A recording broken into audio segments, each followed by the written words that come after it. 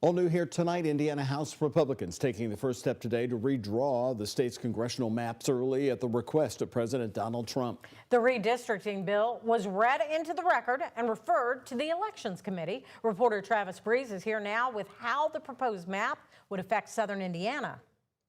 Connie, the map really tries to split up the two urban cores in Indiana, the Chicago suburbs and Indianapolis. You may think that Jeffersonville in New Albany would not be affected by that, but they are. Over 100 Hoosiers packed the State House Monday, in their mind, taking a stand for democracy.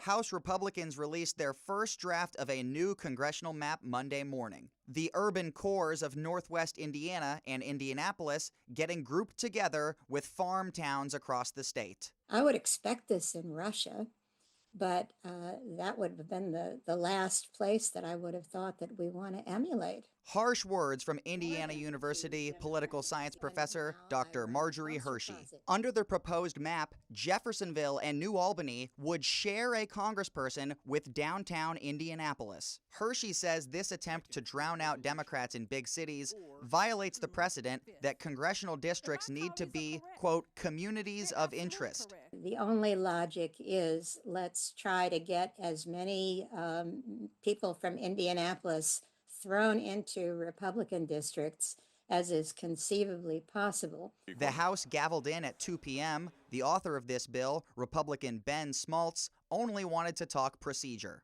This isn't the point in time that we debate the substance of the bill. This is the point in time when a bill hits a bill list and gets assigned to a committee. The bill was read into the record and assigned to the Elections Committee. Motion passes. We adjourn. Vice President J.D. Vance visited the Hoosier state this fall to advocate for new maps. President Trump has said Indiana's failure could deprive Republicans of a House majority. I asked the Republican Party's communications team if it had any other reasons for considering the new maps. I have not heard back. Several Indiana Republicans signaled in November they're against redistricting. Have their minds changed? We'll see when they call the roll. And that meeting of the Elections Committee is tomorrow at 9 a.m., so we'll have another stop for this bill tomorrow. We were talking about this Jeffersonville thing. Right, and New Albany, I mean, having their representation all the way in Indianapolis. 2 hours away. Some of the concerns that Democrats brought up today is that if you're representing rural communities, you need to be someone who's familiar with rural broadband and those types of issues. And it was their concern, the Democrats, that no, you can't have a congressperson who is both tending to urban residents and rural. So that was a concern that they brought up. Okay. All right. Thanks, Keeping an eye on Indianapolis. Thank you very much, Travis. Coming up next.